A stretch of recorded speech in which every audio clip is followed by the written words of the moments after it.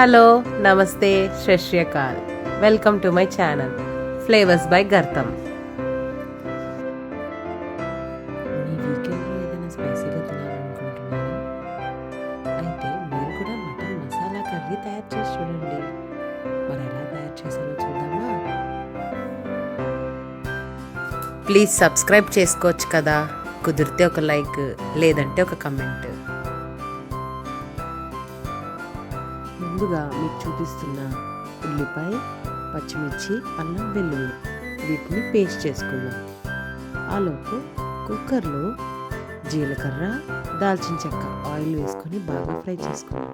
ఇవి కొంచెం ఫ్రై అయిన తర్వాత మనం పేస్ట్ చేసి పెట్టుకున్న ఉల్లిపాయ పేస్ట్ని ఆయిల్లో వేసుకొని ఫ్రై చేసుకుందాం. ఇది పచ్చివాసన పోయేంత వరకు బాగా ఫ్రై చేసుకోండి.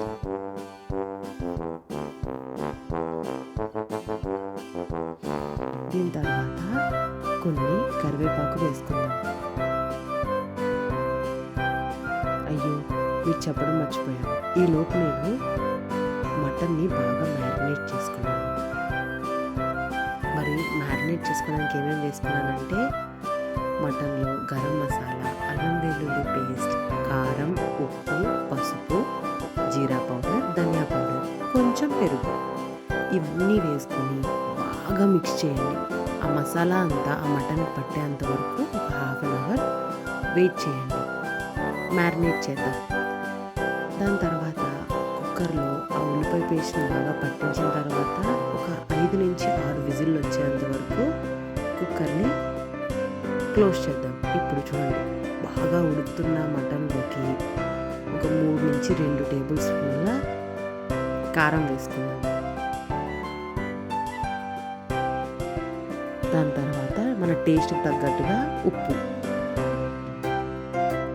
ఇప్పుడు వీటిని బాగా కలుపుకుందాం.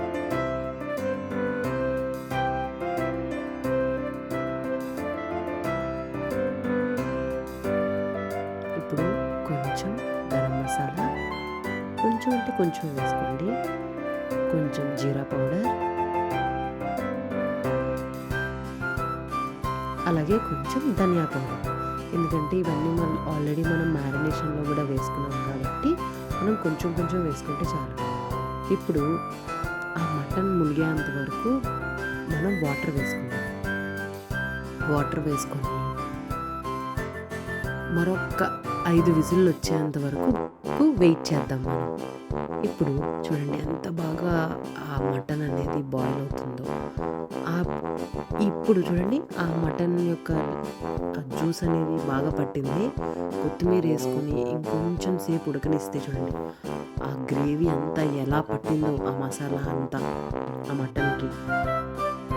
ఇప్పుడు మనం ఎంతో స్పైసీ, ఎంతో అసలు అద్భుతమైన మటన్ మసాలా కర్రీని అప్పుడప్పుడు ఇలా సండే రోజు కూడా మనం చేసుకొని తింటూ ఉండాలి కదా.